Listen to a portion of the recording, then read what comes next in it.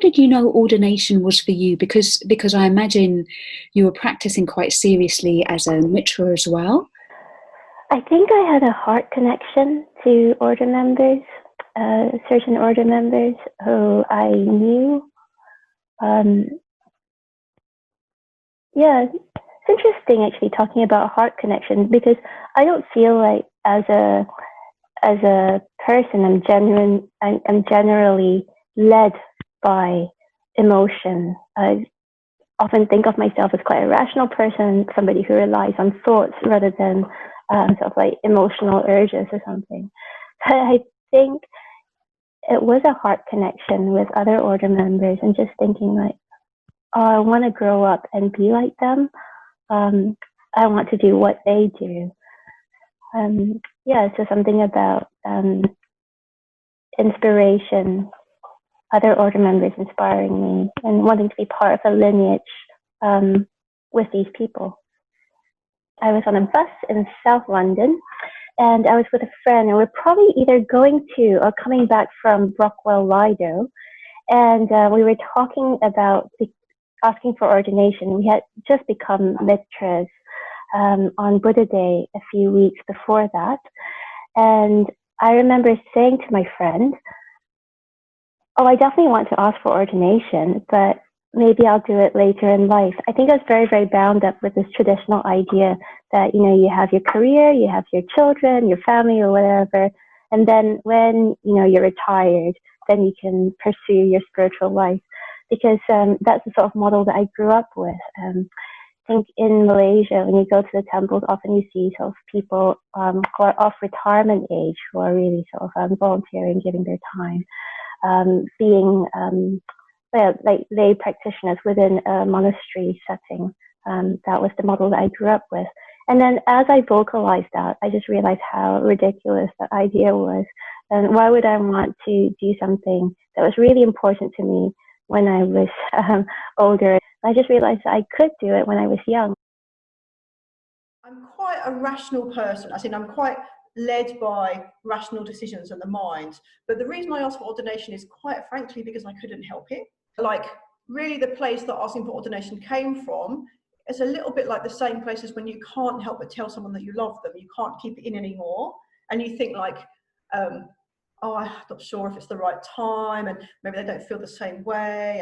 And eventually it just breaks through. And in a way, it's a bit like a lot of decisions people make where really you make the decision emotionally, and then you spend the rest of the time finding rational reasons why that's the right decision. It kind of caught me by surprise. I knew the Dharma was very important to me, but I had my reservations about if Triratna was good enough or perfect enough, etc., etc. But it's to do with making this lifelong commitment to how I live. So it's like I find a way to act wisely, to reflect the values that I feel most highly, to have a systematic way of doing that, to work with my mind so I am personally happier and more positive. And to do that in a context that supports that as the primary way I live, that breaks through and draws me towards doing this thing that matters more than anything, and I can't tell you why. Like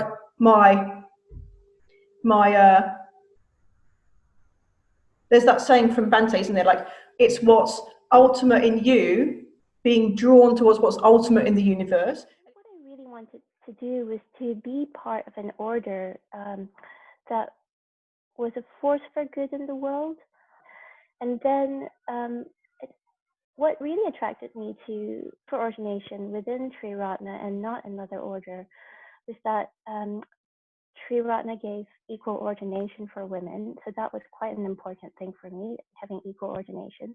And then the other bit was being able to have a full ordination and still be part of the world, to be able to live my life and still have a full ordination. It feels like that, like a plant drawn towards sunlight. I can't help being drawn towards this kind of like bright and beautiful way to live.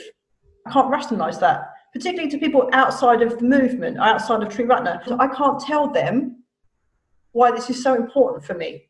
and why I love it so much, and why it makes me, like I feel quite moved, like somehow it kind of moves me to feel this is the best life I could live. First of all, the first reason is it's the first Buddhist movement I fell in love with. So it was really my first contact. But the thing that I had a first contact with was a community. For me, I was having a bit of a miserable time. I wanted to find a different way to feel better. And I blundered into lots of things. I tried yoga, I tried this, I tried that, came to London Buddhist Centre. And in that magical way that I couldn't identify, I felt better. So not just because of the practice I was learning, which was meditation, but because of the friendly atmosphere in the centre. So in a way, we talk about wisdom and compassion as these two major things that we're developing in the Dharma. And how can you develop compassion in a context without relationship? So the thing about Triratna is it so emphasises love in its active form, like it's relational. So, and the more I can love others, the more they can love me. So in a way, you get to be this kind of increasingly bright, shining light. So yeah, so it's because I fell in love with a community for Triratna.